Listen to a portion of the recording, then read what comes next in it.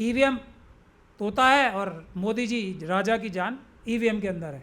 नफरत करते हैं, नफरत मतलब नफरत। उन्होंने पूरा देश बर्बाद कर दिया, उत्तर प्रदेश का बेड़ा गर्क कर दिया योगी जी ने।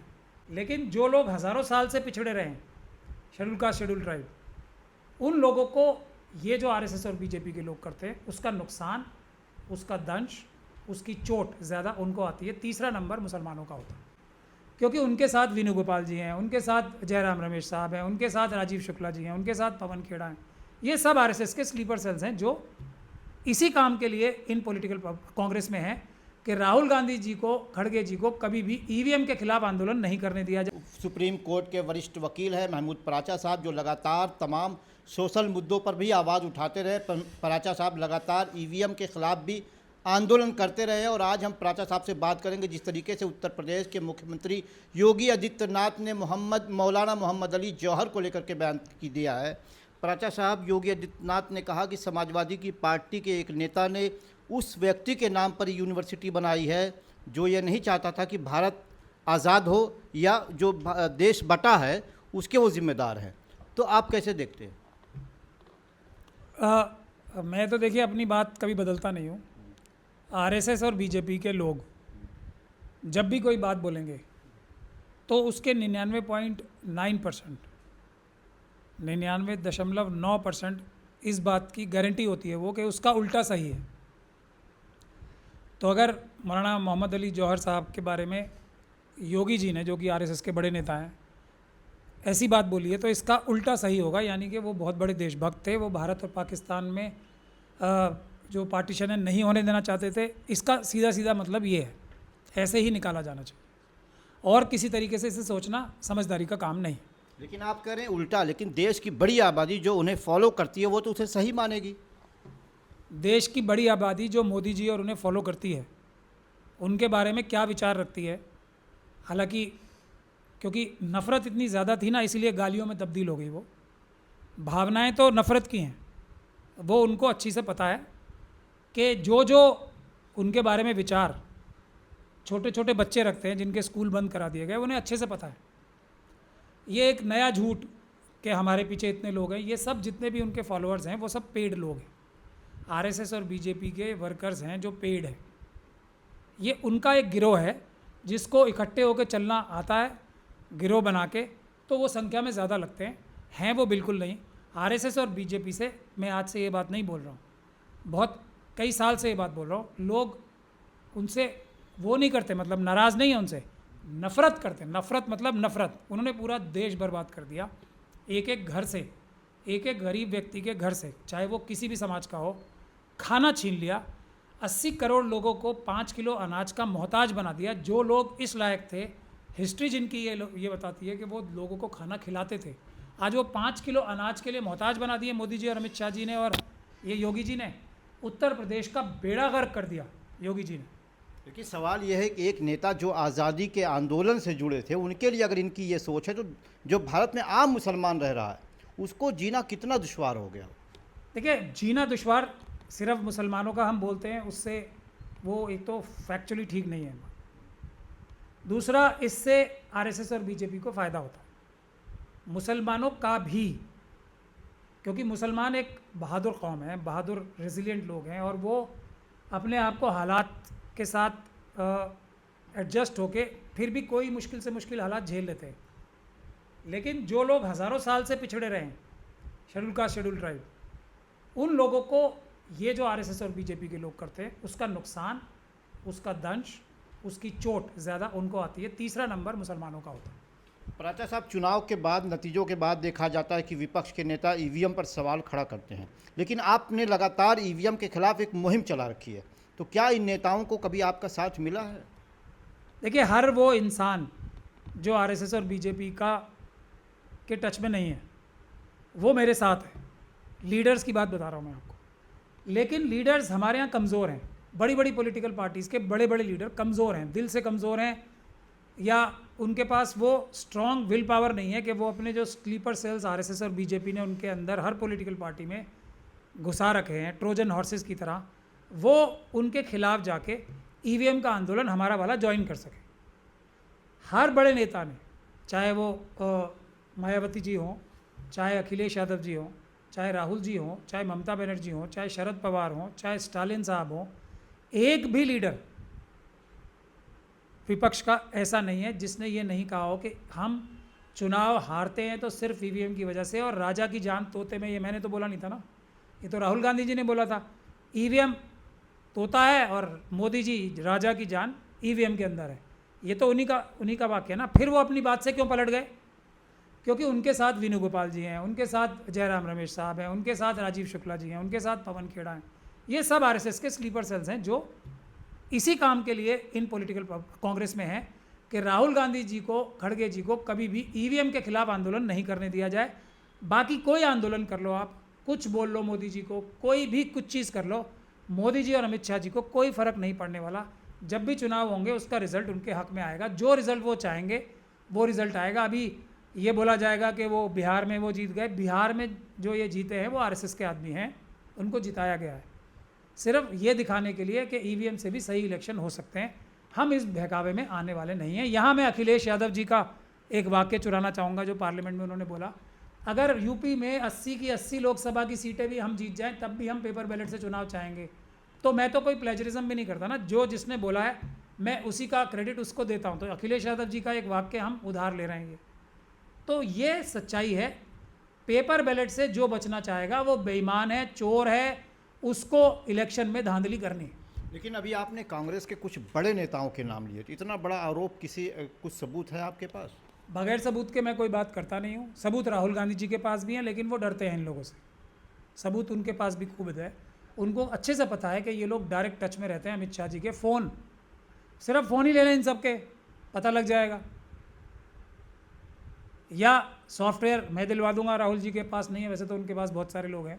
इनके सबके फ़ोनों में सॉफ्टवेयर डलवा दें, जैसे इजराइल की एम्बेसी वालों ने डलवा रखे हैं, आरएसएस ने डलवा रखे हैं। एक सॉफ्टवेयर राहुल गांधी जी भी डलवा दें, अपने आप कल ही खुल जाएगी किस किस का फ़ोन कहाँ से आ रहा है। फ़ोन पे ये बातें होती हैं, तो पर्सनली मिल के क्या क्या बातें होंगी ये राहुल जी को पता लग जाना चाहिए, अगर नहीं पता है अब तक। वैसे पता है उन्हें, मुझे पता। अभी आपने अखिलेश यादव का जिक्र किया, तो आगामी कुछ महीनों के बाद उत्तर प्रदेश में चुनाव भी है, तो क्या ईवीएम के खिलाफ कोई मुहिम उत्तर प्रदेश से शुरू होने वाली है? हम लोग तो करने वाले हैं, पूरे देश में करने वाले हैं। उत्तर प्रदेश, गुजरात, पंजाब, उत्तराखंड और गोवा में सबसे ज़्यादा करनी है क्योंकि यहाँ चुनाव आ रहे हैं। वेस्ट बंगाल और तमिलनाडु में भी करेंगे। तमिलनाडु में भी बहुत जल्दी होने वाला है। और दिल्ली के जंतर मंतर पे बहुत जल्दी हम लोग एक परमानेंट आंदोलन शुरू करने वाले हैं ईवीएम के खिलाफ। हम लोग तो करेंगे, लेकिन बुनियादी बात यह है कि अखिलेश यादव जी नहीं करेंगे। और अगर हम लोग नाकाम हो गए तो अखिलेश यादव जी का 0%, इंडिया गठबंधन का 0% चांस है, जीत ही नहीं सकते।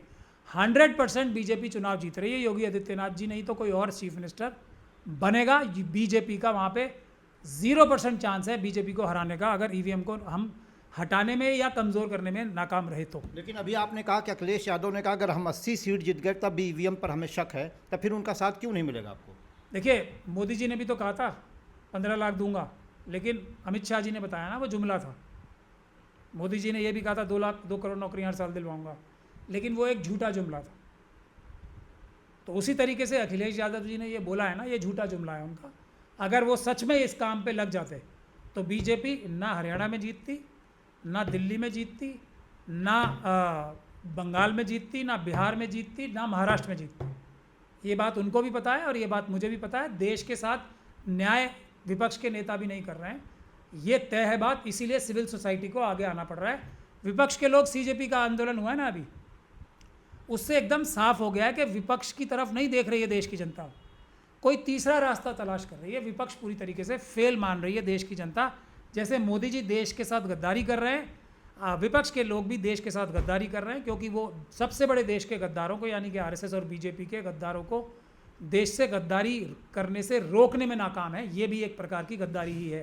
पिछले 12 सालों में देखा गया जितने भी आंदोलन हुए उसे किसी ना किसी तरीके से तोड़ दिया गया, लेकिन पहली बार ऐसा हुआ कि सरकार बैकफुट पर आई, यानी जो युवाओं का आंदोलन हुआ। तो क्या आपका ईवीएम का जो आंदोलन होगा उसमें छात्र और युवा जुड़ेंगे? ये देखिए, क्वार्टर फाइनल था, मैंने बार बार ये बात बोली है। हम लोगों ने भी एक बात कही थी कि मैं स्टेज पे भी नहीं गया था, हालांकि मुझे बुलाया जा रहा था, क्योंकि उसमें हमारी कुछ बेसिक डिफरेंसेस हैं। पहला डिफरेंस ये है कि इस्तीफ़ा मांगना बेवकूफ़ी होती है किसी का भी। जिस व्यक्ति ने अपराध किया है उसका इस्तीफ़ा मांग के आप उसकी मदद कर रहे हैं, क्योंकि अपराध की सज़ा होती है, माफ़ी नहीं होती कोई। तो जिन्हें अमित शाह जी को और प्रधान साहब को और मोदी जी को जेल में जाना था, वो प्रधान साहब का इस्तीफ़ा देख के वो अब रिलैक्स मोड में आ गए।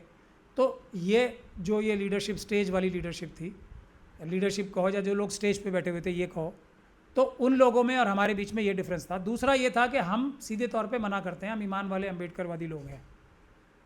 कोई भी व्यक्ति बंद कमरे में जो बात करता है वो गद्दार होता है, और वो बेईमानी के किसी रास्ते पे या कोई साजिश करने जाता है कि हमें कुछ मिल जाए और हम आंदोलन को बेच दें। इन लोगों ने नड्डा जी और वो जितेंद्र सिंह जी से बात भी की जाके, तो उसलिए भी मैंने एग्री नहीं किया था।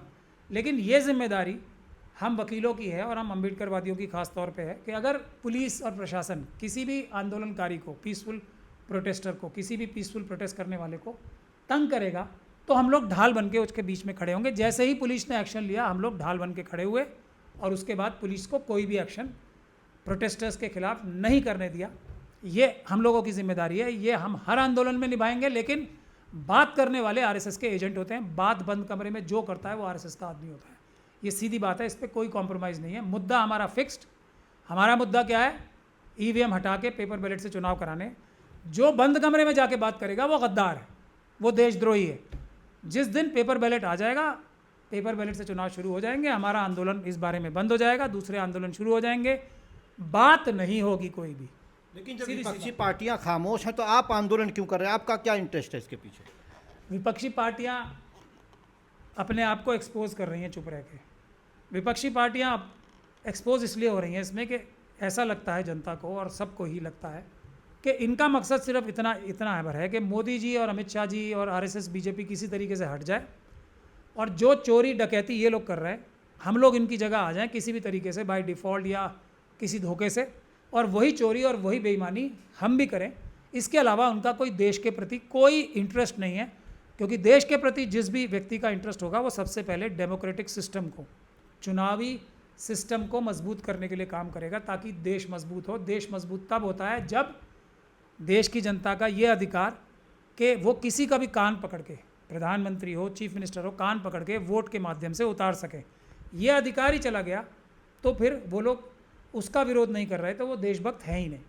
वो सिर्फ अपने लालच से एक कार्य कर रहे हैं कि वो हट जाएं और हम आ जाएं, और जनता ये अच्छी तरीके से अब पहचान चुकी है। इसीलिए विपक्ष के लोग भी अब ज़्यादा पॉपुलर नहीं रह रहे हैं। उनको अगर सच में देशभक्ति करनी है, अपनी पार्टी से ऊपर देश को रखना है, तो पहले चुनावी सिस्टम को ठीक करना पड़ेगा।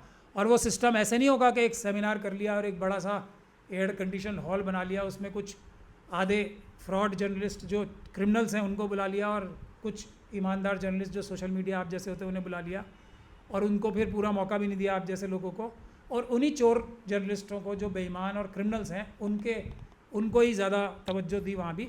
ये सब एक ढकोसला ड्रामा होता है, फॉलोअप होता है। कोई भी आंदोलन जब कामयाब होता है जब उसके अंदर निरंतरता हो। हमने ईवीएम का आंदोलन किया तो एक भी दिन 2024 से 2023 के अंत से और 24 तक नहीं गया जिस दिन हमने ईवीएम के लिए हटाने के लिए कुछ काम नहीं किया हो, चाहे अदालत के अंदर चाहे अदालत के बाहर। हमारे साथ संख्या भी घट गई। इन्हीं विपक्ष के नेताओं ने, विपक्ष की पार्टियों ने, हमारे साथी हमसे तोड़ लिए ईवीएम का आंदोलन करने, किसी को टिकट के माध्यम से, किसी को कोई पद के माध्यम से। जितने हमारे साथी थे आज किसी ना किसी पॉलिटिकल पार्टी में हैं, ईवीएम का जिक्र ही नहीं करते वो। तो ये पॉलिटिकल पार्टीज़ भी तो असल में देशभक्त नहीं है ना, और वो लोग भी नहीं हैं जो हमारे साथ ईवीएम के आंदोलन में थे और आज ईवीएम का नाम ही भूल गए। तो ये सब लोग धीरे धीरे करके एक्सपोज होंगे। ईवीएम हटेगी, पेपर बैलेट वापस आएगा। जब तक हम लोग जिंदा हैं ये आंदोलन जारी रहेगा। आपने कहा ईवीएम हटेगी, तो आगामी जो 6 महीने के बाद चुनाव है यूपी वगैरह में, तो क्या यहाँ पर बैलेट पेपर से संभावना है चुनाव होने की? हम लोग तो कोशिशरत हैं। देखो, अगर ये आंदोलन कामयाब हुआ, जो फाइनल आंदोलन होना है देश का, तो बिल्कुल बिल्कुल पेपर बैलेट से चुनाव होंगे। पेपर बैलेट से चुनाव अगर नहीं भी होते तो ईवीएम की ताकत तो कम होगी। ईवीएम की ताकत कम होने से ही विपक्ष चुनाव जीतना शुरू हो जाएगी, बीजेपी एक्चुअली हारना शुरू हो जाएगी। विपक्ष तो अभी मजबूरी में जीतती है क्योंकि और कोई अच्छा विकल्प नहीं है। तो सिविल सोसाइटी के लोग भी बड़ी संख्या में पार्लियामेंट में और असेंबलीज में आएंगे। ऐसा आने वाला वक्त आप देखेंगे। विपक्ष के 2 बड़े नेता राहुल गांधी, अखिलेश यादव के लिए आपके पास क्या मैसेज है ईवीएम को लेकर के? एक ही है, ईवीएम को ही नहीं, उनकी भलाई के लिए है कि जितने आपके चारों तरफ बड़े बड़े नेता हैं ना, उनको सबको अपने से जितना दूर करोगे आप, उतने ज़्यादा कामयाब हो गए। आपको कोई कैंपेनिंग करने की ज़रूरत नहीं है।